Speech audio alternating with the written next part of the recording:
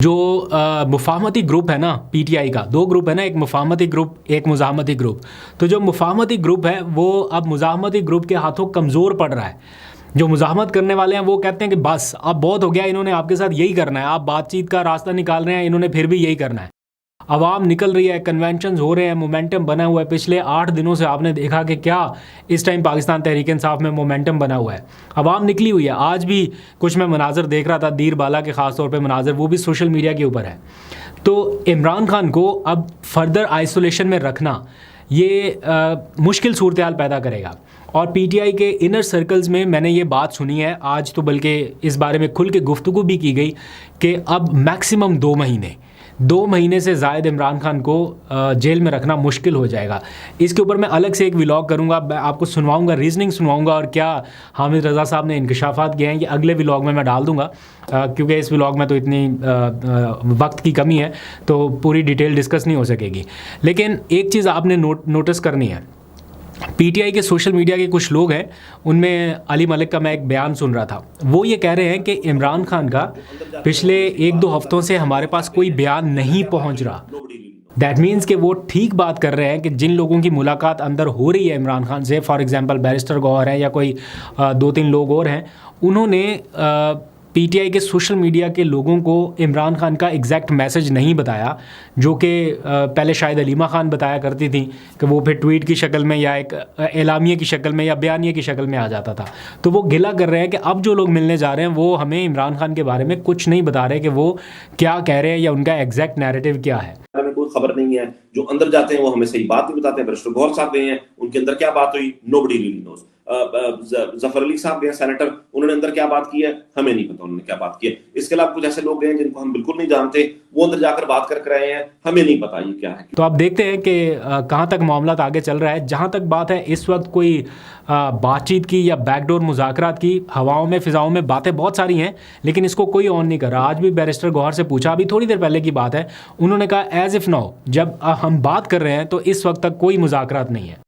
As we speak कोई backdoor मुज़ाकरात नहीं है, ये मैं आपको बड़ा क्लियर करूँ। मैंने पहले भी कहा है, खान साहब कह चुके हैं कि हमने मुज़ाकरात का दरवाज़ा बंद नहीं किया, लेकिन एज वी स्पीक अब नाउ कोई मुज़ाकरात नहीं हो रहे। एनीवेज, अब आगे आ जाए, ज़रा अमरीकी हुकाम वाले मामले के ऊपर बात कर लेते हैं। अमरीकी कांग्रेसमैन से बड़े बड़े लोग मुलाकातें कर रहे हैं, टॉप टियर के लोगों से लेके बाकी सब जो है वो कोशिश कर रहे हैं कि जनाब हमारी मुलाकात हो सके। और इसके बाद फिर मैं ज़रा इमरान खान के केसेस की पेशरफ्त के बारे में भी बताना है, क्योंकि बड़ी दिलचस्प सूरत हाल है। उनके आज केसेस थे, मुकामी अदालत में पेशी के हवाले से भी लोग पूछ रहे हैं, वो भी बताना है, लेकिन ये पहले ज़रा निपटा लूँ। अमरीकी कांग्रेसमैन ने पाकिस्तान में गुज़िश्ता रात, आपको पता है, एक अमरीकी सफारत खाने में तकरीब का एहतमाम किया। उसमें जितनी सियासी जमातें हैं उनमें से भी लोगों को मदऊ किया गया। पीटीआई की मरकज़ी क़यादत उसमें नहीं गई। सवालात उठने शुरू हुए कि सारी सियासी जमातों के लोगों को बुलाया गया, मरकज़ी क़यादत को, तो पीटीआई के लोग क्यों नहीं गए। आज हम जब पार्लियामेंट गए तो हमारे जहन में यही था कि ये हम डिग आउट करेंगे कि कोई दावतनामा मिला ही नहीं या गए ही नहीं। जब वहाँ पर पहुँचे तो पता चला कि आतिफ खान और डॉक्टर अमजद, ये दोनों अरकान कौमी असम्बली हैं पीटीआई के, ये उस तकरीब में मौजूद थे। तो सवाल हुआ कि मरकज़ी क़यादत फिर कहाँ गायब थी। ना बैरिस्टर गौहर, ना शिबली फराज, ना उमर अयूब, ना पार्टी का चीफ व्हिप, ये सारे लोग कहाँ गए। इनमें से कोई भी नहीं गया।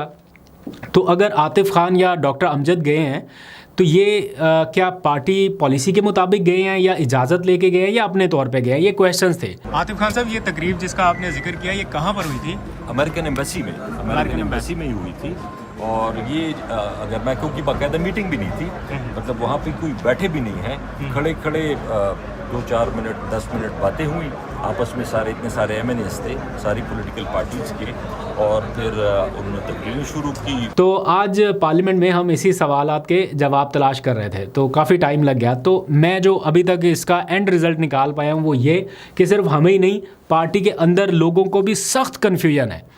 एग्जैक्ट सिचुएशन किसी को भी अभी तक समझ नहीं आई कि हुआ क्या है। अमरीकी सफारत खाने ने बैरिस्टर गौहर, शिबली फराज, उमर अयूब और आमिर डोगर को बुलाया। इनको इत्तला किसने दी या किसकी जानिब से दी जानी थी, इसके बारे में अभी पता नहीं है, लेकिन इन लोगों को इत्तला यह है कि बुलाया गया। ये पार्टी के अंदर की डिस्कशन मैं आपको बता रहा हूँ, जिसकी कंफर्मेशन आमिर डोगर साहब ने भी की। वो कहते हैं कि उनको इत्तला मिली थी, लेकिन चूंकि वो मुल्तान में थे, दूर थे और वक्त पर नहीं पहुँच सकते थे, इसलिए वो नहीं आ सके। देखिए, अभी गौहर साहब से मेरी बात हुई है। गौहर साहब ये कह रहे हैं कि हमें इनविटेशन नहीं मिला। लेकिन रऊफ हसन साहब कह रहे हैं कि बकौल अमेरिकन एम्बेसी में, मुझे नहीं पता कि उनकी किससे बात हुई है, लेकिन वो कह रहे थे कि जी हमने आपको 5 लोगों को इनविटेशन भेजा था। अब ये कंफ्यूजन है, शायद डोगर साहब तो कह रहे हैं कि मैं मुल्तान में था तो मैं आ नहीं सकता था, और बाकी 3 लोगों का उनको पता होगा कि वो उनको इनविटेशन मिला है, आ नहीं सके हैं, या उनको इनविटेशन ही नहीं मिला। बैरिस्टर गौहर कहते हैं कि मुझे तो कोई दावतनामा मिला ही नहीं, मैं पेशावर में था, अगर दावतनामा मिलता तो मैं आ जाता। वो कहते हैं मैं शिबली फराज से भी पूछ चुका हूँ, उनको भी कोई दावतनामा नहीं मिला। उमर अयूब से पूछा, उनको भी कोई दावतनामा नहीं मिला। मैंने अपनी जीमेल चेक की, वहाँ पे भी कोई नहीं, ना मुझे कोई कार्ड मिला जो फॉर्मल एक तरीकाकार होता है दावतनामा भेजने के। वो सारे ज़राए कह रहे हैं मैंने चेक किए, कोई कहीं से भी दावतनामा नहीं था। फिर वो कहते हैं मैंने स्पीकर ऑफिस के से भी रब्ता किया, और जो स्पीकर का प्रोटोकॉल ऑफिसर है, चूँकि ये मामलात पार्लियामेंट के हैं तो स्पीकर को भी एतमाद में लिया जाता है, फिर उनसे भी चेक किया, उन्होंने भी कहा कि नहीं जी ऐसा कोई दावतनामा नहीं है। लेकिन ख़बरें ये हैं कि अमरीकी सफारत खाने ने इन लोगों को इन्वाइट किया। अब वो कहते हैं कि दावतनामा मिला ही नहीं तो हम जाते कैसे। पहले जब वो कहते हैं कि जो यहाँ पे सफ़ीर थे उनका आखिरी दिन था, वो रुखसत हो रहे थे, तो उन्होंने हमें बुलाया तो हम गए थे। वहाँ पर जाना कोई इतनी बुरी बात नहीं है, उनकी जो भी तकरीब होती है हम जाते हैं। और साहब आपको जब इनविटेशन मिला था, वो जो अमेरिकन जो सेंटर्स आए हुए हैं, तो आप क्यों नहीं तशरीफ ले गए? चीफ देखिए, मैं अभी जब असम्बली आया, असम्बली जाने से पहले मैंने उस पर बात की, मुझे कोई इनविटेशन नहीं आया, न मेरे पास ईमेल है, न मेरे पास व्हाट्सअप है, न मेरे पास कार्ड है।